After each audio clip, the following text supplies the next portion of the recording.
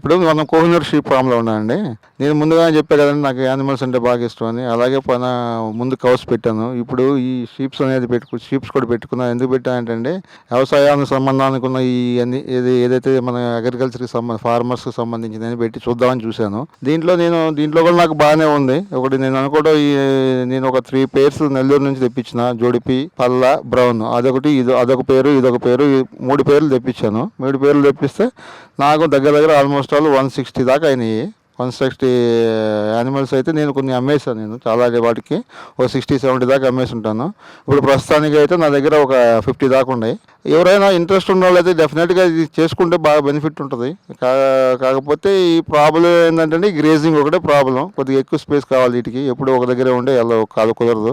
ఇవి తిరుగుతూనే ఉండాలి. కొద్దిగా ఎవరైనా ఇంట్రెస్ట్ ఉన్న వాళ్ళు గ్రేజింగ్ చేసుకోగలము అది అనుకుంటే మీకు ఇది కూడా బాగానే ఉంటుంది.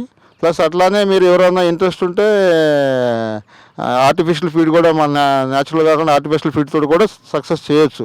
కాకపోతే వాటికి ఏంటి అంటే యానిమల్స్ వీటికి కొద్దిగా షీప్స్ కొద్దిగా డిసీజ్ రెసిస్టెన్స్ ఉండదు కాబట్టి దానికి తగ్గట్టు వ్యాక్సిన్స్ మనం ఎవ్రీ 1 month 2 month డివార్మింగ్ చేసుకుంటా వ్యాక్సిన్స్ షెడ్యూల్స్ ప్రకారం మనం ఫాలో అవుతుంటే ఈ ప్రాబ్లమ్స్ ఏవి మోర్టాలిటీలు కానీ ఏమి ఇది కానీ రాదండి. మీరు కానీ ఇంట్రెస్ట్ ఉంటే అలా చేసుకుంటే కానీ సక్సెస్ అవుతారని నా ఇది. నేను 3 months బేబీస్ తీసుకొచ్చానండి. అంటే పల్లా ఒక జోడి, బ్రౌన్ ఒక జోడి, జోడిపి ఒక జోడి. అది తీసుకొచ్చిన తర్వాత ఆడి నుండి డెవలప్ అయినాయి. డెవలప్ అయితే దగ్గర 160 దాకా ఇచ్చినాను. నాకు 160 దాకా అయితే ఒక 60-70 దాకా అమ్మేశాను. ఒక 40-50 దాకా చనిపోయినాయి బ్లూ టంగ్ డిసీజ్ వచ్చి. అప్పుడు అవేర్నెస్ లేదు ఫస్ట్లో. తర్వాత మళ్ళీ ఇప్పుడు మన డాక్టర్ గారు వీళ్ళంతా వ్యాక్సినేషన్ షెడ్యూల్స్ ఇచ్చారు. ఎవ్రీ మంత్ డివార్మింగ్ ఒకటి, తర్వాత ఎవ్రీ 2 months 3 monthsకి సీజనల్ చేంజ్ అవుతున్నప్పుడు వ్యాక్సిన్ షెడ్యూల్స్ ఉన్నాయి. ఆ వ్యాక్సిన్ షెడ్యూల్స్ ప్రకారం వెళ్తుంటే ఇప్పుడైతే నాకు లాస్ట్ 2 years నుంచి మోర్టాలిటీ అయితే ఏం కనపడలేదు నాకు. మీకు డెఫినెట్గా మీకు 3-4 monthsలో 12 to 15 kilos వస్తుందండి. మన దగ్గర పుట్టిన మేము నోటీస్ చేస్తున్నాం కదా. మీకైతే మేము ఫ్రీ గ్రేజింగ్ చేస్తే 12 to 15 kilos 3 monthsలో వచ్చేస్తుంది మీకు. కాకపోతే ఏంటంటే ఓన్లీ సమ్మర్లో కొద్దిగా డిలే అవుతుంది. సమ్మర్లో ఎందుకంటే గ్రీన్ గ్రాస్ ఉండదు కాబట్టి దానికి కొద్దిగా కష్టం. రిమైన్ టైంలో అంతా మీకు ఫాస్ట్గానే గ్రోత్ ఉంటుందండి. వీటికి పర్టికులర్గా నేను అబ్జర్వ్ చేసింది ఏంటంటే ఇక్కడ అంటే ఈ ఏరియాలో నేను మన ప్లేస్లో అబ్జర్వ్ చేసిందంటే జొడిపి కన్నా పల్ల బాగా రెసిస్టెన్స్గా ఉంది ఇక్కడ. నా దగ్గర పల్ల ఇంతవరకు మోర్టాలిటీ అవ్వాలి. జొడిపి అన్న మోర్టాలిటీ అయింది కానీ పల్ల కానీ బ్రౌన్ కానీ మోర్టాలిటీ అవ్వాలి. ఏదైనా ఎఫెక్ట్ పడితే జొడిపికి ఎఫెక్ట్ పడుతుంది. బరాబర్ 2 ఒకటే ఉన్నాయండి, బోత్ ఆర్ సేమ్. సో ఈ ఏరియా నాకు అనుకుంటే పల్ల బాగా సూట్ అని అనిపించింది నాకైతే. మార్కెట్ డిమాండ్ బాగానే ఉందండి. ఇక్కడ ఎంత లైవ్ బాగానే తీసుకుంటున్నారు. మన 250-300 రూపీస్ కిలో లెక్కన తీసుకుంటున్నారండి. డిమాండ్ బాగానే ఉంది. పర్టికులర్గా ఈ ఫెస్టివల్స్ వచ్చినప్పుడు బాగా డిమాండ్ ఉంటుంది. ఇక్కడ అంతా సీజన్లో అలాగే అమ్ముతారు. బట్ మీకు మాకేంటంటే ఇక్కడ మార్కెటింగ్ చేయాలంటే పెబ్బేరు వెళ్ళాలి.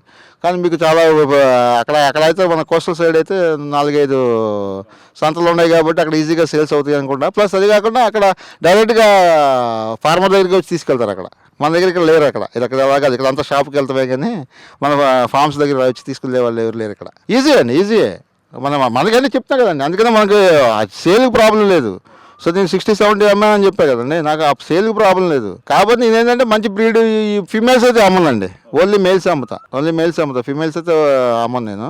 సో మేల్స్ అయితే దగ్గర ఇప్పుడు బాగానే అమ్మాను నేను. మొన్న 30 దాకా అమ్మాను మొన్న ఒకసారి మేల్స్. అంతకుముందు ఒక 15-20 దాకా అమ్మాను. సో నా దగ్గర ఒకటి బ్లూ టంగ్ వచ్చి ఇప్పుడు 4 years back 5 years back blue tongue వచ్చి ఒక 40 దాకా చనిపోయినాయి. అది మాకు తెలియక అప్పుడు వ్యాక్సిన్స్ షెడ్యూల్స్ లాగా అది మనకు ఆ ప్రాబ్లం తోటి ఆ తర్వాత మళ్ళీ వ్యాక్సినేషన్ షెడ్యూల్ ప్రకారం మేము చేసుకుంటున్నాము. మనం ఇక్కడ అన్నీ ఇప్పుడు ఇక్కడైనా అండి ఒకటే మార్కెటింగ్ సేమ్ అండి. ఎక్కడ ఇదైనా కూడా కాకపోతే సీజనల్ ఈ వెదర్గా ఇక్కడ సెట్ అవుతాయో లేవో ట్రై చేసాం. బ్రీడ్ సెలక్షన్ అయితే బాగానే ఉంది మాకైతే. మీరు చూసే ఉంటారు. అది బుల్ ఒకటి ఉంటుంది చూడండి, అది సైజు. అది ఏమో అటు కోస్టల్ సైడ్ వచ్చినట్టుంది అది. నాకు అది ఆ సైజు అలాంటివి 3-4 అమ్మినా నేను. 3-4 అలాంటివి అమ్మినా నేను ఆ సైజు. కొంతమంది బ్రీడింగ్ తీసుకెళ్లారు, బ్రీడింగ్ పర్పస్. సో నేను మంచి బ్రీడ్ ఉన్నాయని ఉంచుతానండి. నేను మంచి హైట్ ఉన్నాయి షీప్ అని అట్లా ఉంచుతాను. కాదు ఎవరైనా ఫార్మర్స్ కానీ ఎవరైనా ఇంట్రెస్ట్ ఉన్నాడండి చాలా కేర్ఫుల్ అంటే ఇంట్రెస్ట్గా మనం అక్కడ స్పెండ్ చేస్తే డెఫినెట్గా ప్రాఫిట్ ఉంటుందండి. లేదు కదా మనం ఏదో తీసుకొచ్చి అక్కడ వదిలేసి మనం ఏదో చూస్తే కాదండి. ఎవ్రీడే యూ హ్యావ్ టు మనం మానిటరింగ్ చేసుకుంటూ చేస్తే మళ్ళీ డెఫినెట్గా సక్సెస్ అవుతారని ఎనీ ఫార్మర్ చిన్న అయినా పెద్ద అయినా కూడా సక్సెస్ అవుతారు. ఈ డిసీజ్ అనేది చిన్న లేదు పెద్ద లేదు సార్, అందరికీ వస్తుంది. కాకపోతే పెద్దడు ఏంటంటే 2 మోటార్లు తట్టుకోగలడు, 2 చనిపోయినా చిన్నవాళ్ళు తట్టుకోలేరు. వాటిని మనం ఎందుకంటే మనం షెడ్యూల్ ప్రకారం వ్యాక్సిన్స్ చేసుకుంటూ పోతే మనకు ఆ ప్రాబ్లం ఉండదు అని నేను అనుకుంటున్నాను అండి. అది బేసిక్గా తెలుసుకోవాల్సిందంటే breed selection first. Breed selection ప్రాంతం ఆ ఏరియాలో ఏ బ్రీడ్ సక్సెస్ అవుద్ది, ఆ బ్రీడ్ సెలక్షన్ అయిన తర్వాత దాని ఫీడ్ ఫార్ములేషన్ మెయిన్ ఇంపార్టెంట్. మీకు షార్ట్ టైంలో మీకు ఆ వెయిట్ రావాలి అంటే మన వీళ్ళు ఉన్నారు, మన డాక్టర్స్ ప్రొఫెషనల్స్ ఉన్నారు, వాళ్ళు డెఫినెట్గా మంచి ఫార్ములా ఇస్తారు. అది ఇస్తే డెఫినెట్గా సక్సెస్ అవుతారండి. మీకు మోర్టాలిటీ రేట్ అనేది మెయిన్ డిసీజ్ అనేది మీరు ప్రాపర్గా వ్యాక్సినేషన్ చేయకపోవటం. వ్యాక్సిన్ చేసుకుంటే మటుకు మీరు డెఫినెట్గా మీరు సర్వైవ్ అవుతారు. అది ప్రాబ్లం లేదు. చేసుకున్న వాళ్ళు ఇంట్రెస్ట్ ఉన్న వాళ్ళ వాటికి మెయిన్ ఈజ్ బ్రీడ్ సెలక్షన్ ఒకటి, నెక్స్ట్ ఫీడ్ ఫార్ములేషన్ ఒకటి, ఆ రెండు అండి. వస్తాయండి, నాకు వస్తాయి. నాకు రెండు షీప్స్ ఉన్నాయి, రెండు పడతాయండి, రెండు ఇస్తాయి. నేను బ్యాచరే లేదండి, అలా డెవలప్ అవుతా ఉన్నాయి. ఆ త్రీ తీసుకొచ్చింది డెవలప్ అవుతుంది. వాటిలో మేల్స్ ఉంటే మేల్స్ తీసేస్తున్నాను, ఫీమేల్స్ ఉంచుతాను. మూడు ఉంటాయండి దీనికి, 3 ఉంటాయి. ఇప్పుడు 45 ఫీమేల్స్ ఉన్నాయి, 4 or 5 మేల్స్ ఉన్నాయి. ఇప్పుడు 2 మేల్స్ చిన్నయ్యానో 3 పెద్దవి ఉన్నాయి. అదంటే మనం క్యాలిక్యులేషన్ ప్రకారం వదులుతాం కదా, బట్ ఏదో వీళ్ళ దగ్గర రేషియో ఉంటుంది. బట్ ఇదేంటంటే మన దగ్గర పుట్టినాయి కాబట్టి అలా వదిలేస్తున్నాను. ఇంకా వదలడం వల్ల ఫైటింగ్లు ఎక్కువైనాయి, మా దగ్గర ఫైటింగ్లు ఎక్కువైనాయి. వాళ్ళతో పాటు కాళ్ళు ఇరిగిపోవటం అన్నీ ఉన్నాయి. అందుకని మొన్న తీసేసినాం, మొన్న 30 దాకా ఉంటే తీసేసిన, అమ్మేసిన. చేయాలి. ఇప్పుడు ఏం చేయాలంటే అండి, ఇప్పుడు ఈ 2-3 years తర్వాత మేల్స్ మార్చాల్సిందే. అంటే సేమ్ జీన్స్ కంటిన్యూ అవుతుంది కాబట్టి మనం చేంజ్ చేయాలి. ఇప్పుడు అదే ప్లాన్లో మార్చాలి. ఇప్పుడు దానికోసం ఒక 2-3 బ్రీడ్స్ మంచి మేల్స్ని తీసుకొచ్చి వాటికి జీన్స్ మారుస్తాను, డెఫినెట్గా మార్చాలి. నేను అనుకోవటం అంటే కొత్తగా వచ్చే వాళ్ళు షెడ్ ఇంపార్టెంట్. ఎందుకంటే రైనీ సీజన్ బట్టి చెట్ల కింద పెట్టలేము, షెడ్ ఇంపార్టెంట్. రెండు ఉండాలి సైమల్టేనియస్గా. ఏది సమ్మర్లో ఎండ వచ్చినప్పుడు చెట్ల కిందకి వస్తుంది, మామూలుగా రెయిన్స్ వచ్చినప్పుడు లోపలికి వెళ్ళిపోతాయి, వర్షాలప్పుడు లోపలికి వెళ్తాయి. అది తడవకూడదు. తడిస్తే ఈ సైనస్ ప్రాబ్లమ్స్, సిఆర్డి ప్రాబ్లమ్స్ వస్తాయి. అది కానీ అది తడవకుండా మ్యాక్సిమం అవాయిడ్ చేయాలి. అందుకని షెడ్ అయితే కంపల్సరీ. అది ఎంత కెపాసిటీ పెట్టుకునేదాన్ని క్యాపబిలిటీ అండి, ఎంత కెపాసిటీ వాళ్ళు ఎంతవరకు ఇచ్చేసుకోవాలని వాళ్ళని బట్టి ఉంటుందండి. అది వాళ్ళు అంటే ఒక 2-3 పేర్లు పెట్టుకున్నా కూడా 2 yearsలో వాళ్ళు డబల్ ట్రిపుల్ అయిపోద్ది వాళ్ళు చేసుకుంటే, అది ఇంట్రెస్ట్గా చేసుకుంటే. బట్ ఆ 2-3 years అనేది లాంగ్ టైం. అందుకని మీరు ఎక్కువ టైం పెట్టుకుంటే అండ్ ఎక్కువ నెంబర్ ఆఫ్ పేర్స్ పెట్టుకుంటే మీరు త్వరగా ప్రాఫిట్ అటెండ్ మార్కెట్. లేకపోతే చాలామంది ఇప్పుడు ఏం చేస్తున్నారంటే, నేను అక్కడ చూశాను, ఈ 3 months 4 months వాటిని తీసుకొచ్చి వాటిని గ్రో చేసి మళ్ళీ మార్కెట్కి అమ్ముతున్నారండి. అది ఆ సిస్టమ్ చేస్తే బెటర్ అనుకోండి. ప్రస్తుతానికి ఎవరైతే కొత్తగా వచ్చేవాళ్ళు అది చేసుకొని పక్కన సైమల్టేనియస్గా 2 పేర్లు పెట్టుకున్నారనుకోండి, దాంతోపాటు డెవలప్ అవుతుంది. మెయిన్ అయితే నేను అనుకోవటం ఈ 2-3 months మార్కెట్లో దొరికే తీసుకొచ్చి దాన్ని గ్రో చేసి అమ్మటం బెటర్ అనుకోండి. మేకలకు వెళ్తే ఈ చెట్లన్నీ నాశనం చేస్తాయని వెళ్ళలేదండి. గొర్రెలు అయితే కింద తింటాయి కాబట్టి, మేకలు అయితే మొత్తం మన చెట్లన్నీ అవుతాయి అని చెప్పి పెట్టలా. లేకపోతే మేకలు పెట్టేవాళ్ళం. పర్ మంత్ మీరు అదే అండి, మీరు ఇచ్చే ఫార్ములేషన్ ఏ కాస్ట్ ఉంది, అది డైలీ ఎన్ని కిలోలు ఇవ్వాలి, 2 kilos 3 kilos ఉంటుంది. వాళ్ళు మన వీళ్ళు చెప్తారు డాక్టర్స్, వాళ్ళు దాంట్లో ఎక్స్పర్ట్స్. దాని ప్రకారం వెళ్ళారు అనుకోండి, ఇంకా ఫీడ్ కాస్ట్ మీకు మెయిన్ ఇంపార్టెంట్. ప్లస్ మీకు మనిషి ఈ అందులో పనిచేసే వాళ్ళు వర్కింగ్ మన ఓవర్ హెడ్స్ కొన్ని ఉంటాయి, ఇంకా అదే మీకు ఉంటాయి. గోట్లకైతే ఏమి అనట్లేదండి, నేను గోట్లకైతే ఇంట్రెస్ట్ లేదు, అన్ని చాలా స్టడీ చేశాను. గోట్లకి అవసరం. ఈ షీప్స్ కూడా ఏమిటంటే మనకి ఈ ఉండే కాబట్టి గ్రాస్ ఉంది, ప్లస్ చెట్లు నాశనం చేయవు కదా. మనం ఏంటంటే నేను చెట్లు బాగా ప్రిఫరెన్స్ ఇస్తాను. చాలా ఈకో ఫ్రెండ్లీ అండి చెట్లని. నేను ఎవరో ఏం కొట్టినా మన వాళ్ళు ఎవరైనా ఇచ్చేసినా కూడా నేను ఒప్పుకోను. సో అందుకని నాకేంటంటే చెట్లు ఇది అవ్వకూడదు, స్పాయిల్ అవ్వకూడదని వీటిని పెట్టినాను అనమాట. లేకపోతే ఆ గోటు పెడితే గోటు కూడా మంచి ప్రాఫిట్ అండి. అవి కూడా రెండు పిల్లలు 2 ఇస్తుంది, 2 ఈచ్గా.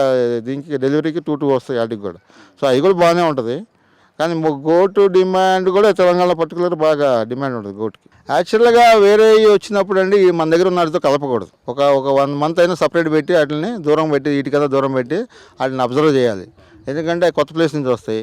కొత్త ప్లేస్ నుంచి వచ్చినప్పుడు దానికి ఏం వ్యాక్సిన్ చేశారో తెలియదు, ఏం డిజీజ్ క్యారియర్స్ ఉన్నాయో, సబ్ క్లినికల్గా ఏమున్నాయో మనకు తెలియదు. సో అందుకని 1 month సపరేట్ పెట్టి వీటి నుంచి కొంచెం దూరం పెట్టాలి. నేను కూడా 1 kilometer అవే పెట్టుకుని వాటి ట్రీట్మెంట్ అయిన తర్వాత 1 month తర్వాత ఏ ప్రాబ్లం లేదంటే కలపేయచ్చు. కలుపుకుంటే కలిసిపోతాయండి, ఏం ఫైటింగ్ చేసి. ఓన్లీ మేల్స్ తప్ప ఫిమేల్స్ అలా ఏం చేయవు. సో మీకు 1 month అయితే మీరు సపరేట్ పెట్టుకోవాలండి. మనకు 21 days ఇంక్యుబేషన్ పీరియడ్ ఉంటుంది, ఏ వైరస్ అయినా కానీ ఏ డిజీజ్ అయినా కూడా.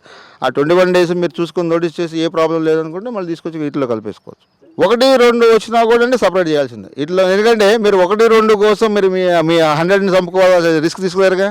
మీ 100ని రిస్క్ తీసుకోలేరు కదండి. 1-2 ఎవరో ఇచ్చారని చెప్పి తీసుకొస్తే దాంతో మొత్తం స్పాయిల్ అవుతుందిగా. ఆ 1-2 ఉన్నా కూడా సేమ్ సిస్టమే మెయింటైన్.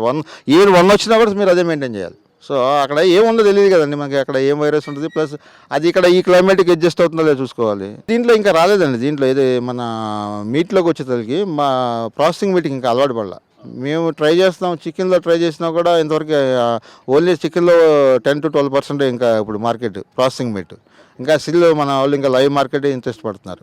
ఎక్స్పోర్ట్కి మనకి అంటే దీంతో చాలా రిస్క్లు ఉన్నాయండి. ఎక్స్పోర్ట్ చేయాలంటే మీ మీట్ క్వాలిటీ ఒకటి, తర్వాత మీరు యాంటీబయాటిక్ రెసిస్టెన్సీ, ఈ యాంటీబయాటిక్ ఒకటి చెక్ చేస్తారు. ఎక్కడన్నా మనకు కానీ ఎక్కడన్నా ఇదే అనుకోండి, హోల్ లాట్ మొత్తం సీజ్ అవుతుంది మీకు. సో నేను ఎక్కడో విన్నాను, మరి తమిళనాడు నుంచి ఎక్కడ ఎక్స్పోర్ట్ అవుతుంది విన్నా నేను. మరి థాయిలాండ్, మలేషియా వెళ్తున్నాయని విన్నా నేను. గూట్ని పంపిస్తారని విన్నా. మరి లైవే తీసుకెళ్తున్నారు వాళ్ళు, ప్రాసెసింగ్ తీసుకెళ్తా, లైవే మన షిప్స్లో తీసుకెళ్తున్నారు విన్నా. అది ఎవ్రీ మంత్ ఏదో ఒక కంటైనర్ ఏదో వెళ్తుందని, ఏమై right or wrong I don't know. But Tamil Nadu నుంచి అయితే people are exporting to Malaysia and Thailand అంట. Live animal. మీకు ఏంటంటే beef is different, sheep is different కదండి. బీఫ్ అంటే మన ఇండియా తినరు, మన ఇస్లో ఇది వెరీ నెగ్లిజిబుల్ ఇక్కడ తినేది. సో మీరు ఇక్కడ డెఫినెట్గా ఇక్కడ ఎక్స్పోర్ట్ చేయాల్సిందే. ఇక్కడ షీప్ అంటే మీకు ఆల్మోస్ట్ ఆల్ 60-70% కన్జంప్షన్ ఇక్కడే ఉంటుంది. సో మీకు అలాంటప్పుడు ఇక్కడే కన్జంప్షన్ ఉన్నప్పుడు ఇంకా ఎక్స్పోర్ట్ గురించి ఎందుకు ఆలోచిస్తారు? మీకు ఇక్కడ కన్జంప్షన్ ఉన్నప్పుడు ఎక్స్పోర్ట్ గురించి ఎందుకు ఆలోచించాలి? మనీ అంటే మీరు దాని తగ్గట్టు మరి క్వాలిటీ మెయింటైన్ చేయాలిగా. ఆ క్వాలిటీ మెయింటైన్ చేయాలంటే క్వాలిటీ ఆఫ్ బ్రీడ్ కావాలి, క్వాలిటీ ఆఫ్ గ్రాస్ కావాలి, క్వాలిటీ ఆఫ్ ఫీడ్ ఫార్ములేషన్ కావాలి, ప్లస్ వితౌట్ యాంటీబయాటిక్తో రన్ చేయాలి. అవన్నీ చేయగలమా మనం మన ఈ ఇండియన్ క్లైమేట్లో? అది కూడా ఆలోచించాలి కదా మనం. సో నాకు తెలిసి ఎక్స్పోర్ట్ ఉంది కానీ ఛాన్సెస్ ఉన్నాయి కానీ, but only easy antibiotic resistancy. Antibiotic residual కానీ వచ్చిందనుకోండి మనకి ఓల్డ్ దాటిపోయినట్టు. కోడి, మేక, గొడ్డు అనేది ఆల్వేస్ బెనిఫిట్ ప్రతి ఎవరిబడి. మనకు ఒకప్పుడు రోటీకి అప్పుడు మాకు అనేవాళ్ళకి, మన ఫార్మర్స్ అనేవాళ్ళకి ఒక కోడి, ఒక గొర్రె, ఒక గొడ్డు, ఇవి ఉంటే మనకి ఎవరైనా సక్సెస్ అవుతారని నేను అనుకుంటున్నానండి. మీరు ఎక్కడ ఏదైనా సక్సెస్ అవ్వాలంటే మీరు 3 క్వాలిటీలు మెయింటైన్ మీరు ఉండాలండి. మీకు మార్కెటింగ్ మెయింటెనెన్స్ ఏది మీ ఎలా మెయింటైన్ చేస్తున్నారు, తర్వాత quality of breed, seasonal disease. మీరు మెయింటెనెన్స్ అంటే అదే అండి, సీజనల్ డిజీజ్, వ్యాక్సినేషన్ షెడ్యూల్స్ పర్టికులర్గా ఎవ్రీ మంత్ డీబార్మింగ్ మస్ట్ అండి. వీటికి ఎవరి 15 daysకి ఒకసారి చేస్తుంటున్నారు మా వాళ్ళు ఇక్కడ. ఎందుకంటే ఈ సీజనల్ మాకు ఇక్కడ ఓపెన్ గ్రాసింగే కాబట్టి మాకు 15 days ఒకసారి చేస్తున్నారు. సో ఈ 3 చేస్తారండి, ఎవరిబడి కెన్ సక్సెస్ అండి.